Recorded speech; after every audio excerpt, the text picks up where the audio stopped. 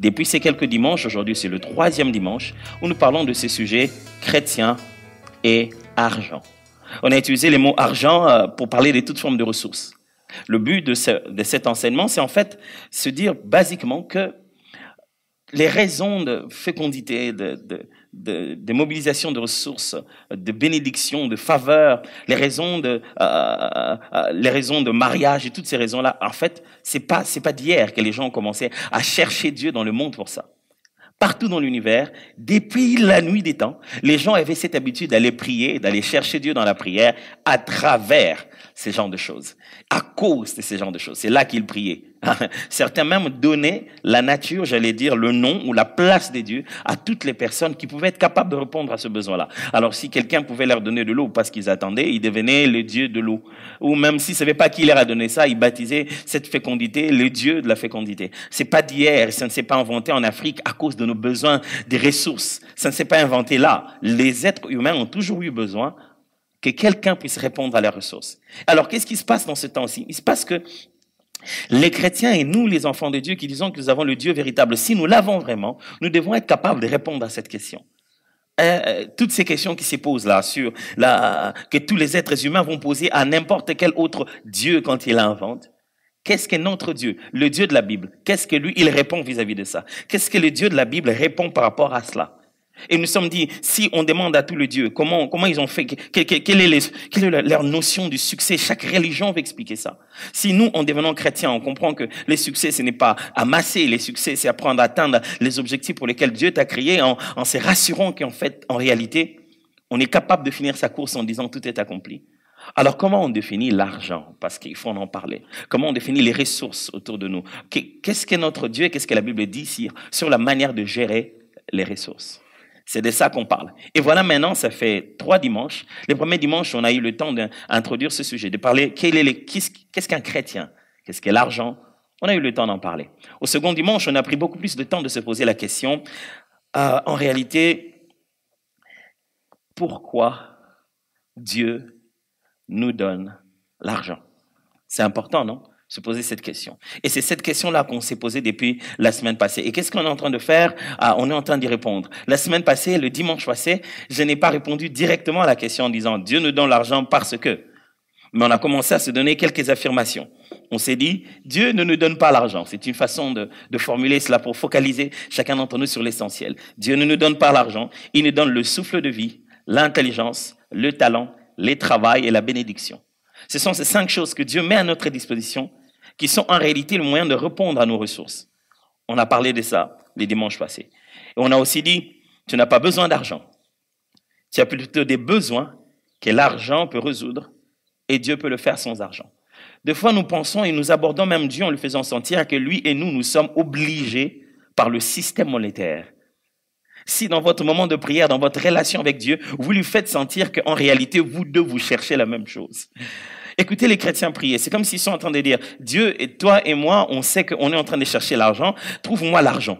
Moi, je le cherche. Tu sais que c'est indispensable. Cherche l'argent et trouve-le pour moi et tu seras un Dieu.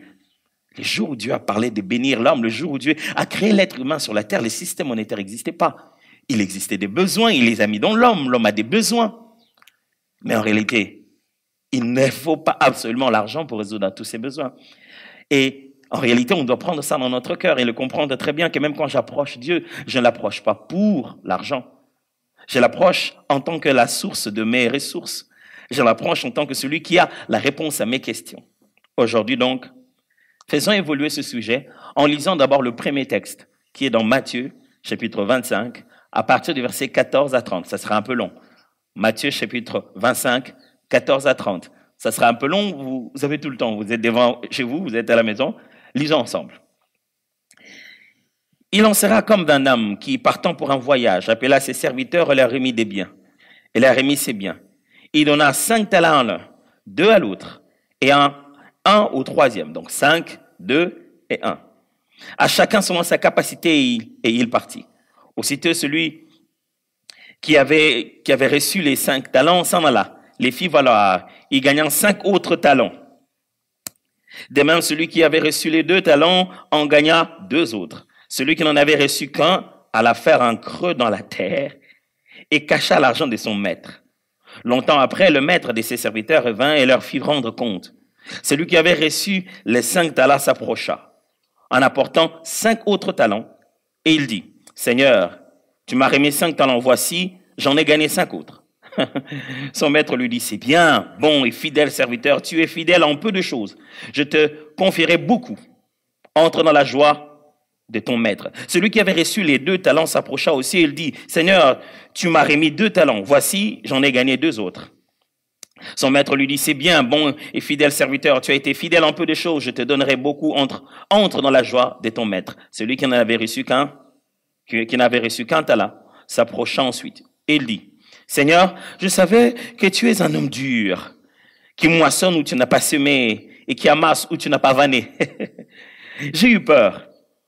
Je suis allé cacher ton talent dans la terre. Voici, prends ce qui est à toi. » Son maître lui répondit, serviteur méchant et paresseux. Tu savais que je moissonne où je n'ai pas semé et que j'amasse où je n'ai pas vanné. Et il te fallait donc remettre mon argent au banquier. Et à mon retour, j'aurais retiré ce qui est à moi avec un intérêt. Ôte-lui donc les talents et donnez-les à celui qui a les 10 talents. Car on donnera à celui qui a et il sera dans l'abondance. Mais à celui qui n'en a pas, on ôtera même ce qu'il a. Et les serviteurs inutiles, jetez-les dans les ténèbres du dehors, où il y aura des pleurs et des grincements de dents. Ces textes bibliques se situent dans un contexte de l'enseignement sur le royaume de Dieu. Jésus est en train de donner des illustrations. Avant ça, il vient de donner la parabole des 10 vierges, on la connaît bien. Là, il est en train de donner la parabole des talents pour démontrer la bonne gestion de nos ressources, la bonne gestion de notre appel, la bonne gestion de notre vie. Un jour, on devra rendre compte et Jésus, il reviendra bientôt et il nous demandera de rendre compte. Je vais revenir pour bien expliquer le contexte de ce texte-ci. Et c'est demandé pourquoi nous l'avons lu pendant que je suis en train de parler de chrétiens et l'argent et que le sujet d'aujourd'hui, c'est pourquoi Dieu nous donne l'argent. Voilà ce qui m'intéresse maintenant aujourd'hui. Quelques 2 ou 3 principes à apprendre. Aujourd'hui, nous allons apprendre qu'un seul principe, un seul, juste un seul. Retenez-le bien. Pourquoi Dieu nous donne l'argent? Réponse. Dieu nous donne l'argent pour jouir, bénir, multiplier et épargner. Qu'est-ce qu'il a, les pasteurs, ces derniers temps? Il ne fait que nous citer plein de choses dans une seule phrase. C'est une façon de mieux résumer cela. Dieu nous donne l'argent pour jouir, bénir, multiplier et épargner. Important. Pendant tout ce temps, j'aimerais en fait passer un peu de temps pour qu'on puisse définir ces 4 termes et vous l'expliquer comment la Bible en parle. Dieu nous donne l'argent pour 4 raisons. Dieu nous donne des ressources pour 4 raisons. Dieu nous donne des moyens pour 4 raisons. Souvenez-vous, quand j'utilise le mot argent, ce n'est que le mot qui tape mieux dans notre tête. Mais je suis en train de parler de toute autre forme de ressources, matérielles, financières et autres. Dieu nous donne ces ressources pour 4 raisons. 1, pour jouir. 2, pour bénir. 3, pour multiplier. Et 4, pour épargner. Voyons ensemble qu'est-ce que la Bible veut dire de ça. Quand je dis jouir, c'est simplement tirer un plaisir, un agrément, une satisfaction de la possession ou de la disposition de quelque chose. On l'a, c'est entre nos mains, on doit en tirer plaisir. On doit se réjouir de l'avoir, être satisfait de notre possession. C'est ça ce qu'on appelle jouir. Quand Dieu nous donne quelque chose, mes frères et sœurs, son premier but, ce n'est pas de nous voir donner aux voisins. J'ai entendu quelquefois un message assez déséquilibré sur la gestion de nos ressources. J'ai vu des gens parler de la gestion de nos ressources comme si Dieu nous donnait juste pour qu'on donne. Ça serait anti-biblique. Dieu ne nous donnerait pas juste pour que ça passe par nos mains et aller chez les autres. Non, on est intendant, oui. Mais dans ce processus d'intendance, Dieu a prévu quelque chose. Il a prévu d'abord que nous puissions en jouir. Imaginez que vous êtes en train de donner vos ressources à quelqu'un. Vous savez, moi, je suis marié et père de 4 enfants. Et je les compte très bien depuis qu'on est un peu en confinement. Ils sont 4, ils courent partout. Et il m'arrive, dans ma relation avec ma femme, de prendre des ressources et de lui donner. De l'argent ou quoi que ce soit, des besoins. Et des fois, je lui donne de l'argent ou quelque chose, ou des ressources, du matériel ou quoi que ce soit. Et vous savez quoi? Je suis presque sûr que tous les hommes vont se reconnaître très bien. Alors, les hommes qui sont avec leurs femmes juste à côté, écoutez bien mon exemple. Il arrive que je donne les ressources à ma femme et puis je reviens. Et elle me dit une chose du genre, « Ah, chérie, tu sais, tu as ma dette. » Je dis, « La dette de quoi ?» Il dit, « L'argent que tu m'avais donné pour moi, j'avais acheté ça pour les enfants. J'avais acheté ça pour les enfants et puis j'ai mis ça pour la provision, tu as ma dette. » La première fois, j'ai cru que c'était une vraie dette.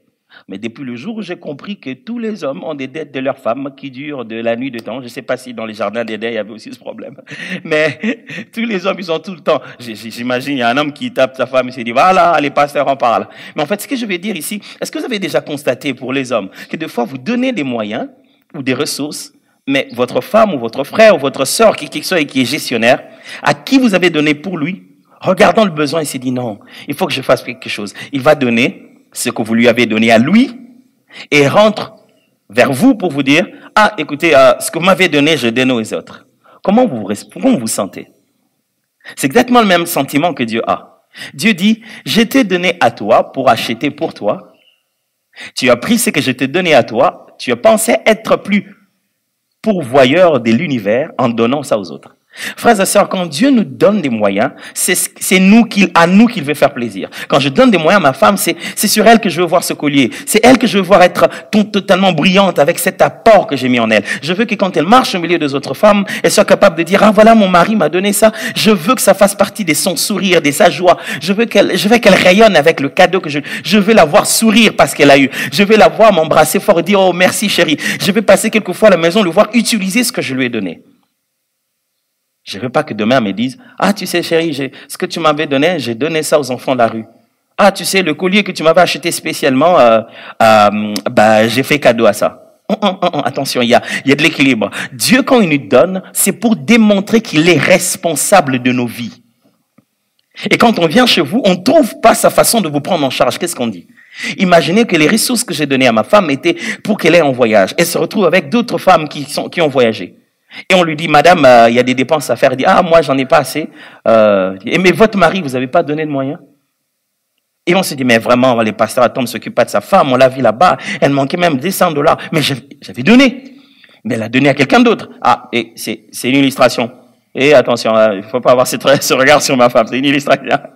Alors, imaginez ça. Parlons de votre femme, alors, c'est mieux. Alors, vous avez fait ça. Elle se retrouve dans un milieu où il faut qu'elle démontre qu'elle a bel et bien un mari qui le prend en charge. Ou votre enfant.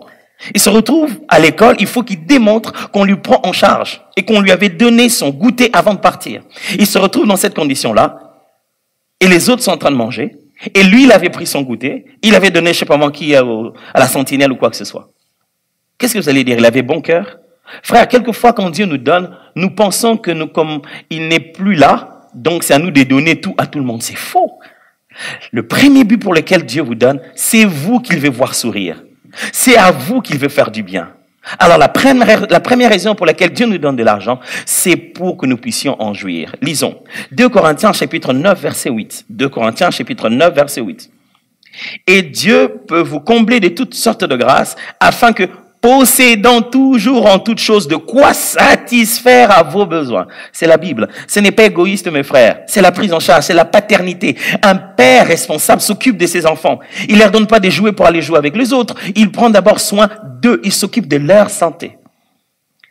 De quoi satisfaire à tous vos besoins. Vous ayez encore en abondance pour toute bonne œuvre. Vous avez vu la nuance? D'avoir satisfaire à tous vos besoins avant d'en avoir pour l'abondance. Imaginez-vous que je sorte là, vous me voyez au coin de la rue, en ce moment difficile, en train d'essayer d'aider tout le monde à laver les mains. Et vous apprenez que chez moi, les miens ne se sont pas lavés les mains, ils sont tombés malades. Est-ce que vous ne me traiterez pas d'irresponsable? Avant que vous deveniez un instrument par lequel Dieu va bénir les autres, vous êtes son objectif. Avant qu'il ne passe par vous, c'est vous qu'il vise. C'est vous qui devez mettre en bonne santé avant de faire de vous un instrument pour les autres. Ça a toujours été comme ça. Il dit à Abraham, je te bénirai et je ferai de toi une source. Voilà. Comment tu veux devenir une source si tu n'en as pas? Si quand ça passe, ça ne fait que passer. On n'est pas que de pont dans la vie. Quand Dieu nous donne des ressources, c'est aussi pour qu'on devienne des sources pour les autres. Alors pour être des sources, on doit d'abord en avoir pour nous et en jouir. Paul dit ici qu'on doit en jouir d'abord pour tous nos besoins, et Dieu lui-même se rassurera de nous avoir donné suffisamment et en abondance pour toute autre bonne œuvre. Alors, ne mettez pas votre famille en péril au nom du Seigneur Jésus. Je n'ai pas vu ça dans la Bible. Ne dites pas, on n'a pas d'argent, on a tout donné à l'église. C'est anti-biblique. La Bible dit que vous devez vous occuper de votre famille, ceux de votre maison. Est-ce que vous jouissez de ce que Dieu vous a donné? Je ne parle pas seulement d'en avoir pour vous, mais est-ce que vous jouissez? Vous travaillez, vous avez un rang très élevé. Vous n'avez même pas le temps d'utiliser l'argent que vous gagnez. Parce que vous le gagnez, vous vous surchargez. Frère, si Dieu vous donne l'argent, c'est pour que vous puissiez vous asseoir et laisser l'argent travailler en votre faveur. Frère, si Dieu vous donne les quelques moyens, c'est pour qu'il y ait un moment pour que vous preniez ces billets de banque, vous preniez votre famille, vous alliez quelque part dans un restaurant, vous preniez du bon temps. Vous jouissiez de cela en vous disant, je gagne de l'argent et ça me permet de me sentir, ça m'aide à pouvoir remplir mes besoins. Dieu ne voudrait pas vous voir vous inquiéter en vous regardant et dire, demain on a besoin de... Non, l'argent qu'il vous a donné, c'est pour que vous sachiez que vous avez de quoi répondre à ces genres de choses. Est-ce que vous jouissez de ce que Dieu vous donne? Vous jouissez de ça là. Les gens, il y a des gens qui ont des moyens, mais qui vivent comme si ils sont en quarantaine. Ils commencent à vivre pour l'argent au lieu de vivre et de faire de l'argent un moyen juste pour remplir leurs besoins. Premièrement, Dieu nous donne l'argent pour jouir. Lisons encore 1 Timothée cette fois-ci, chapitre 6, versets 17 à 19. Recommande aux riches du présent siècle de ne pas être orgueilleux et de ne pas mettre leur espérance dans les richesses incertaines, mais de la mettre en Dieu, qui nous donne avec abondance toutes choses pour que nous en jouissions. Il nous donne en abondance toutes choses pour que nous puissions donner aux voisins d'abord? Non, pour que nous en jouissions. J'ai une question à vous poser. Est-ce que vos enfants jouissent de votre argent? Votre femme jouit de votre argent? Votre mari jouit de votre argent? Est-ce que vous jouissez de cela? Vous-même.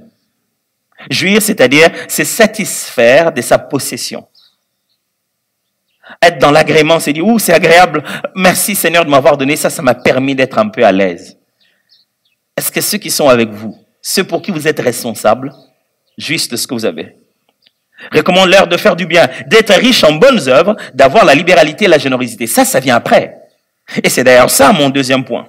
Dieu nous donne de l'argent pour un, jouir, pour deux, j'ai dit, bénir.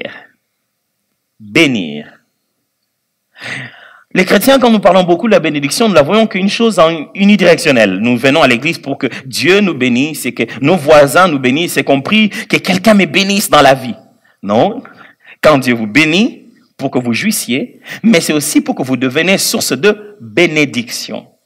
Bénir veut dire juste donner aux autres le bonheur de jouir à leur tour et ainsi jouer le rôle de Dieu sur la terre. Voilà notre rôle d'ambassadeur. Notre rôle où nous représentons Dieu. Si Dieu a été celui qui nous a permis de jouir, et si nous devons le représenter, nous devons devenir ceux qui permettent aux autres de jouir.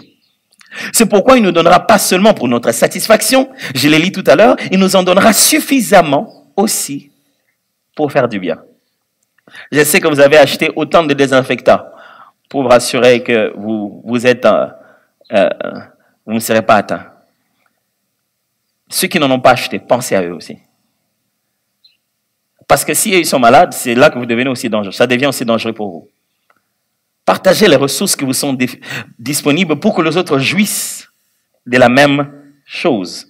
Il dit, recommande aux riches, il leur dit de ne pas être orgueilleux, mais il dit au verset 18, en Timothée 6, recommande-leur de faire du bien, d'être riches en bonnes œuvres, d'avoir la libéralité et la générosité. Être riche en bonnes œuvres. Avoir de la possession, avoir des moyens, mais en bonnes œuvres. Vous voyez un peu ce concept. Avoir des moyens, mais en bonnes œuvres. C'est-à-dire, selon Paul ici, être riche n'est pas avoir de moyens, c'est avoir des ressources et les rendre disponibles aux autres. La deuxième raison pour laquelle Dieu nous donne les moyens, c'est pour que nous puissions bénir. J'ai bien utilisé les verbes. Je ne dis pas juste donner, mais bénir. C'est-à-dire, dans notre façon de donner, ça doit produire la forme de jouissance que nous avons eue quand nous avons reçu. J'ai vu des gens chercher dans leur maison la chose qu'ils n'utilisent plus, celle que personne ne pourrait plus jamais utiliser, surtout pas quelqu'un de son rang. Il prend la chose, il va donner à quelqu'un d'autre en lui disant, voilà, j'aimerais te bénir avec ça. Est-ce que quand Dieu te bénit, il te donne des choses inutilisables? Quand Dieu te bénit, il va chercher dans sa réserve des choses que quelqu'un d'autre a utilisées. Est-ce que tu as déjà entendu Dieu te dire, ah, écoute, il y a un marteau que Jésus avait laissé dans sa menuiserie, je l'ai gardé pour toi, tiens. Non. Quand Dieu nous bénit, il veut nous permettre de jouir. Quand Dieu nous bénit, il ne nous bénit pas des hauts en bas. Il nous broie des bas pour nous faire monter en haut. Il ne nous lâche pas un petit pain. Non. Quand Dieu nous bénit, c'est l'expression de la grâce. Il vient nous chercher en bas et nous élève avec lui. Chaque fois que vous bénissez quelqu'un, ça doit être l'expression de le prendre de là où il est, monter avec lui. Vous ne devez pas juste lui tendre la main pour qu'il reste dans sa pauvreté. Non. Regardez, un jour, il y avait un homme dans le temple et il était paralytique. Il ne marchait pas. Et il y avait deux opportunités de le bénir. La première opportunité, c'était de mettre de l'aumône, de l'argent dans je ne sais pas moi quel était son moyen de recueillir ça. Mais il y avait un endroit où on pouvait mettre de l'argent pour lui. Et c'est ce que nous pensons. Souvenez-vous le principe, vous n'avez pas besoin d'argent. Vous avez de besoin que l'argent peut résoudre et Dieu peut le résoudre sans l'argent. On avait l'impression que ce monsieur avait besoin d'argent. Parce qu'il avait mis un petit seau, je ne sais pas moi quoi, mais quelque chose pour recueillir le monde qu'on lui donnait. Et tout le monde lui donnait de l'argent. Mais c'était pas le bénir. Vous savez, même dans le judaïsme, il y a différents niveaux de monde, différentes façons de faire du bien. Et le tout dernier niveau, c'est faire de l'aumône non pas comme une expression de dépendance, mais de liberté pour l'autre. C'est-à-dire, vous l'aidez, le plus haut niveau d'aide, c'est donner à quelqu'un le moyen pour qu'il ne soit plus en condition de demander demain. Et c'est ce que Jésus a fait. C'est ce que les apôtres ont fait ce jour-là, en fait. Les apôtres arrivent, le monsieur demandait de l'argent, il demandait de l'argent, mais les apôtres lui dirent, nous n'avons ni or ni argent. Est-ce qu'il y a une façon de dire, on n'a rien en poche?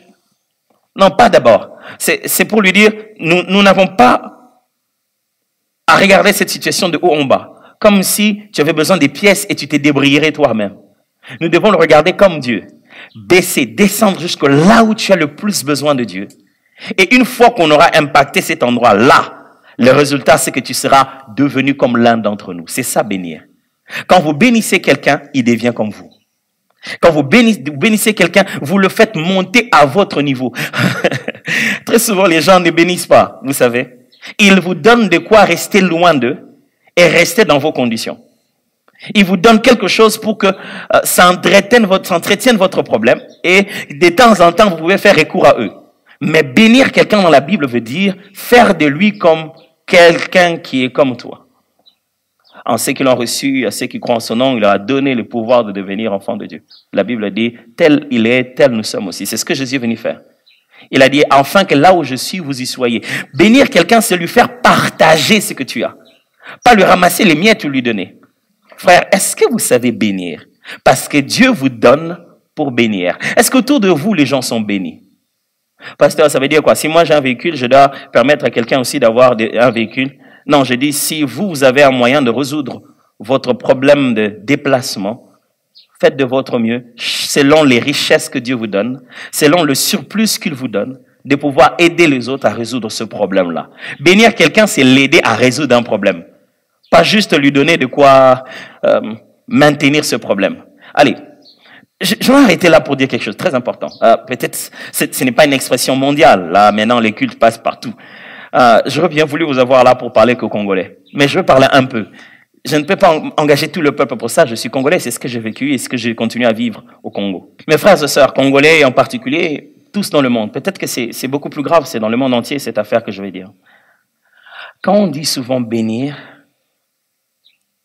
les gens pensent que la personne dont je parle ici, à qui on doit donner les moyens de transport, c'est eux. Donc quand je dis ici bénir, vous vous mettez dans la place de celui à qui on donne. C'est pas ça la Bible. Quand je dis bénir, mettez-vous à la place de celui qui donne. Quels que soient vos faibles moyens, à partir du moment où vous en avez suffisamment pour vous, et même un léger petit plus, vous êtes déjà qualifié pour bénir les autres.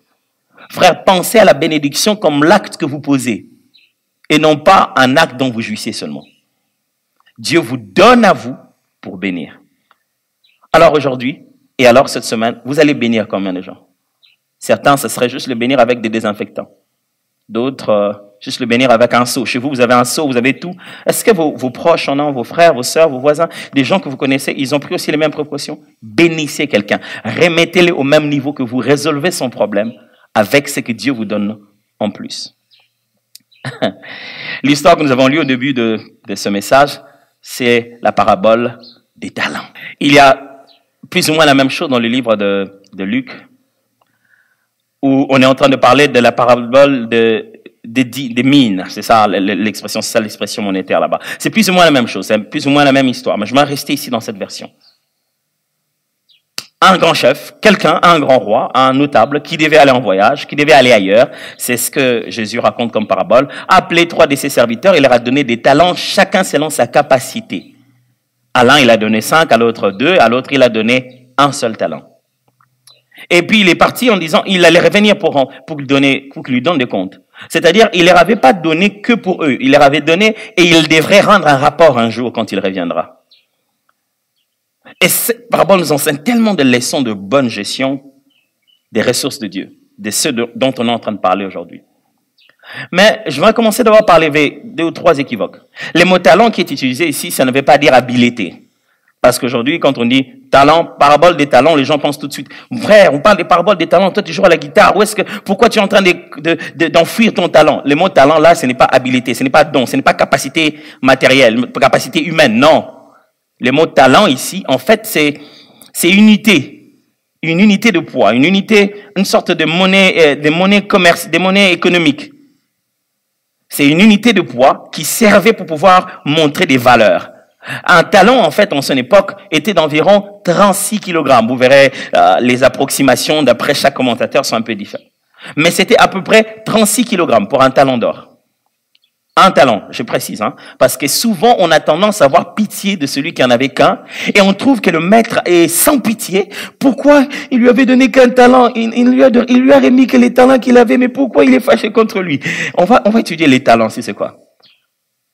36 kg d'or, un talent, un seul.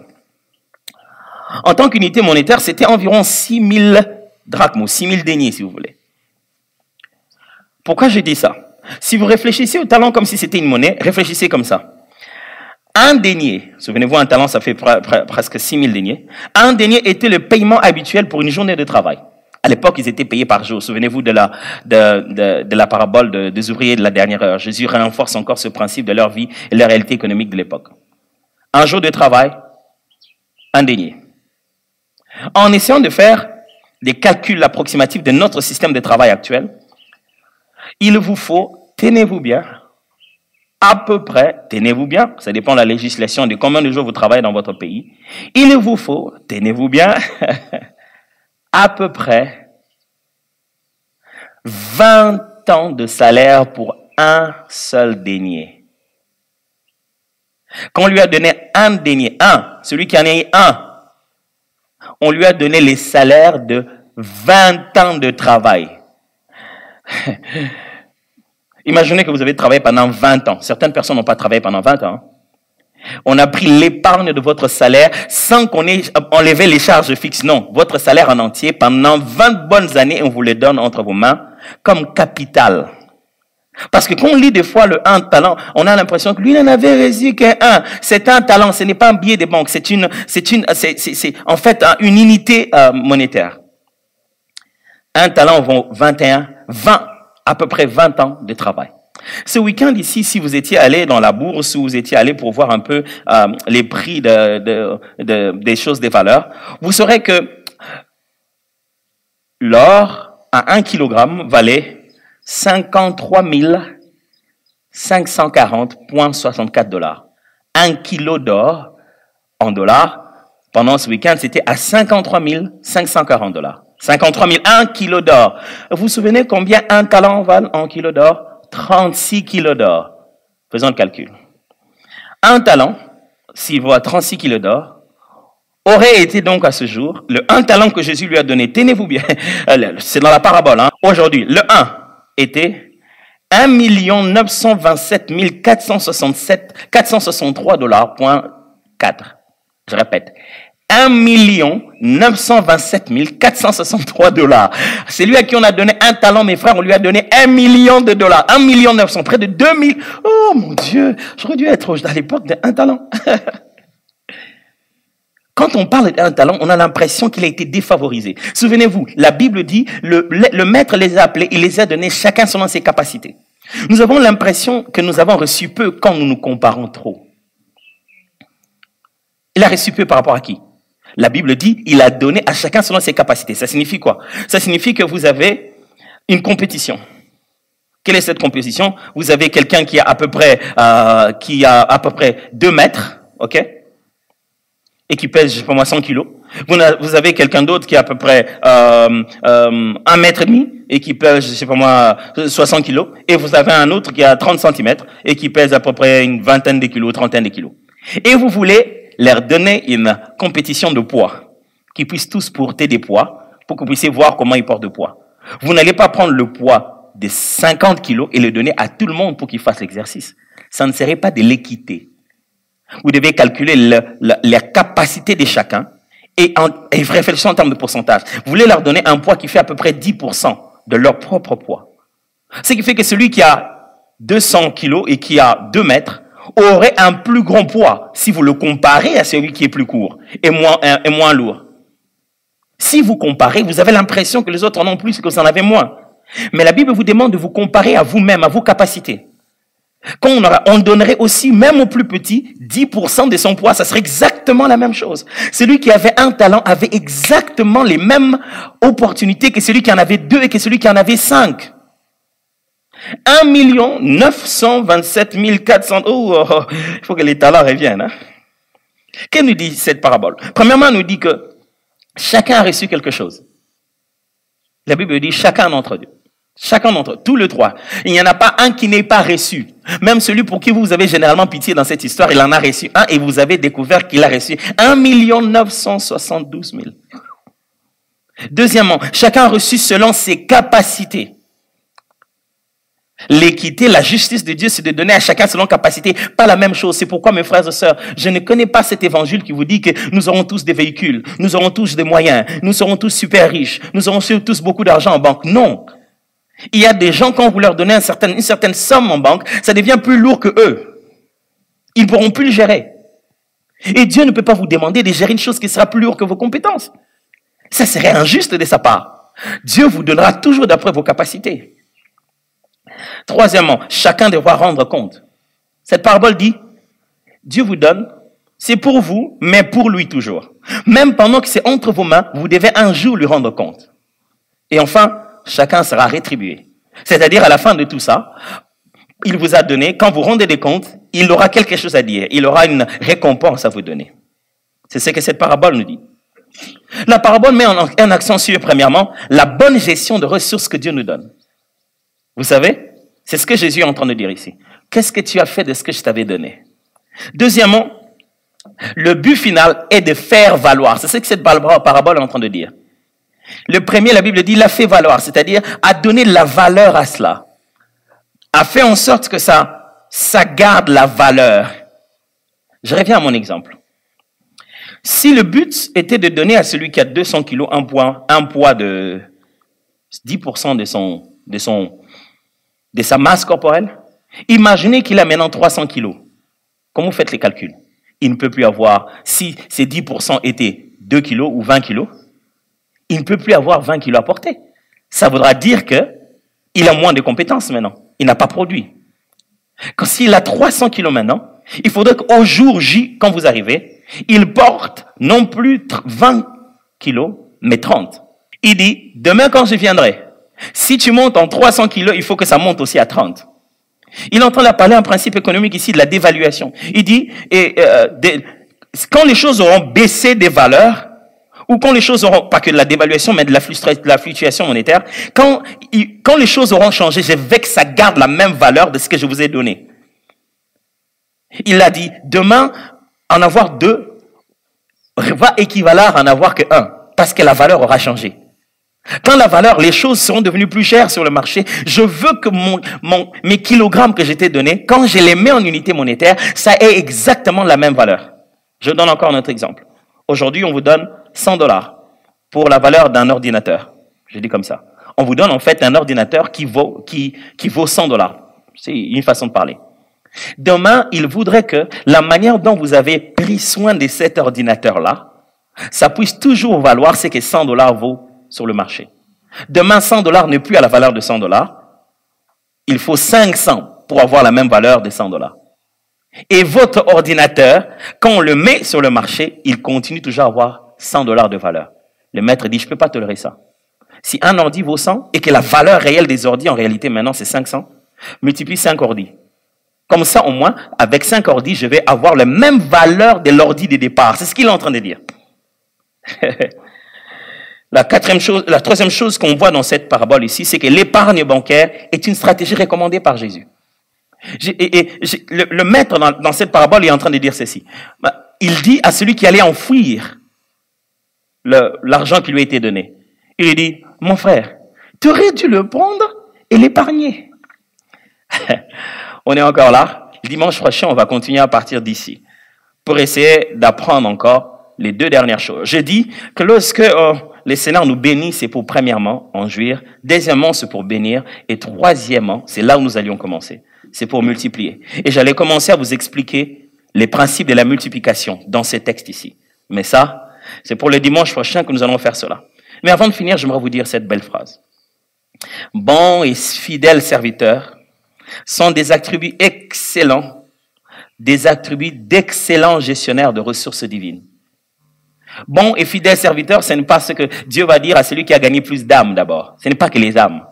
Bon et fidèle serviteur, c'est ce que Dieu va dire à quiconque a géré comme il le voulait les choses qu'il lui a données. Un jour, tu devras être bon et fidèle serviteur par combien de fois tu viens à l'église. Bon et fidèle serviteur à gérer tes enfants. Bon et fidèle serviteur à gérer ta santé, ta vie. Bon et fidèle serviteur à gérer. Imaginez que tu as attrapé un virus comme ça par ta propre faute. Tu n'aurais pas été bon et fidèle serviteur. Ces ressources ne sont pas que spirituelles. Elles sont aussi matérielles, financières, relationnelles et humaines. Que Dieu nous donne ce qu'il nous donne comme ressources pour jouir et épargner. Pourquoi je vais acheter cet abat-jour pendant que je ne suis même pas là? Pourquoi j'ai acheté une grosse télé pendant que je ne l'utilise pas? Est-ce que vous jouissez de ce que Dieu vous a donné? Pourquoi j'ai épousé cette femme pendant que je n'ai même pas le temps de rester avec elle? Pourquoi je suis marié pendant que je tournoie tout sans rester là, parler avec lui? Toutes sortes de ressources que Dieu vous a données. Pourquoi j'ai ces enfants si je ne sais pas jouir, être satisfait de les avoir autour de moi? Pendant cette période où nous avons quelques restrictions sur notre façon de vivre et que vous restez chez vous, alors regardez déjà tout ce que Dieu vous a donné. Vous êtes sur le point de lui demander plus. Qu'est-ce que vous faites avec ce que vous avez? Est-ce que vous jouissez de ça? Je vais finir avec ça. Vous savez, des fois, Dieu voit ça comme ça. Il vient chez vous et dit, je me souviens de comment il m'avait demandé l'argent pour la dot. Il voulait tellement épouser cette femme. Maintenant, ils n'arrivent même pas à converser. Il a supplié les jours de l'accouchement. Dieu, donne-moi cet enfant. Maintenant, tout ce qu'il fait, c'est cogner sur cet enfant. Il avait réclamé ses travaux. Seigneur, c'est pour ma famille, ils ne vont pas survivre. Mais depuis qu'il a cet argent, il fait que s'acheter des vestes et n'est plus s'occuper de sa famille. Est-ce que vous jouissez de ce que Dieu vous a donné? Si vous jouissez suffisamment, sachez qu'il vous donnera légèrement un peu plus. Et le plus, ce n'est pas que pour vous. C'est pour partager avec les autres, les bénir, leur donner la capacité de jouir exactement de la même chose. Prions ensemble sur ce que nous venons d'entendre.